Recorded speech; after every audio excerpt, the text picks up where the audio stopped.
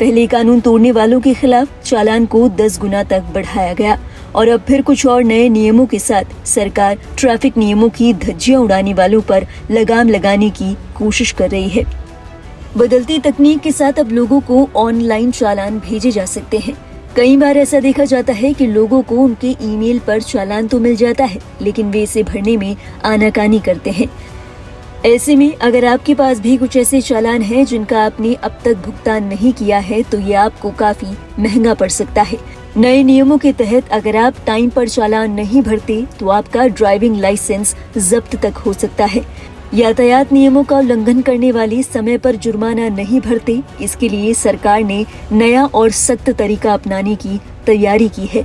खबरों के मुताबिक इस नए नियम के तहत अगर आपके पास पिछले 3 महीनों से एक ई चालान की राशि लंबित है जिसका भुगतान अब तक नहीं किया गया है, तो आपका लाइसेंस निलंबित किया जा सकता है।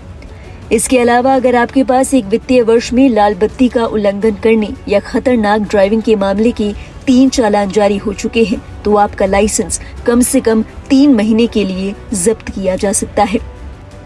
सरकार एक व्यापक मानक संचालन प्रक्रिया भी अपना रही है, जिसमें भुगतान न किए जाने तक आपको हर महीने अलर्ट मिलेगा।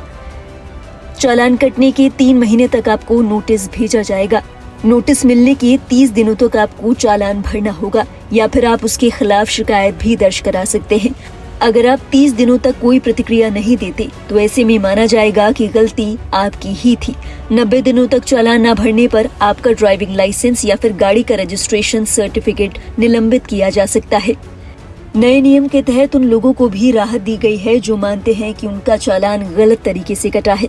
अगर आपको लगता है कि आपका चालान गलत कटा है तो आप ऑनलाइन शिकायत दर्ज करवा सकते हैं। 30 दिनों के अंदर अंदर इस मामले में फैसला ले लिया जाएगा, नहीं तो खुद ब खुद आपका चालान रद्द हो जाएगा। नए नियमों के तहत आपको आपका मोबाइल फोन और पता भी अपडेट करना जरूरी होगा। गौरतलब है कई बार ऐसा होता है कि लोग अपना पता और मोबाइल नंबर बदल लेते हैं, जिसके कारण ट्रैफिक चालान का मैसेज उन तक नहीं पहुंच पाता। इस समस्या को दूर करने के लिए सरकार 3 महीने का समय देने जा रही है, ताकि हर गाड़ी का मालिक अपना सही मोबाइल नंबर और पता अपडेट कर सके। इसके बाद बिना मोबाइल नंबर अपडेट किए प्रदूषण प्रमाण पत्र नहीं मिलेगा, गाड़ी का बीमा भी रिन्यू नहीं होगा, ड्राइविंग लाइसेंस और गाड़ी का पंजीकरण भी नहीं हो पाएगा।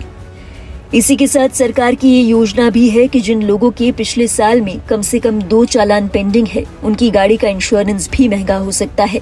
अगर आपने समय पर चालान नहीं भरा है तो आगे गाड़ी का इंश्योरेंस करवाने पर आपको ज्यादा पैसे देने पड़ सकते हैं। सरकारी सूत्रों की माने तो कुल जारी ई चालान राशि में से केवल 40% की ही वसूली हो पा रही है। राज्यवार वसूली को देखते हुए दिल्ली में सबसे कम वसूली दर 14% है।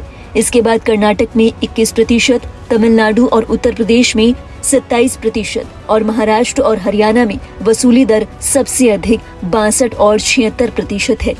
ऐसे में सरकार ई चालानों की 100% वसूली के साथ आए दिन होने वाली दुर्घटनाओं में कमी लाने के लिए सरकार नए नियमों को लागू कर रही है।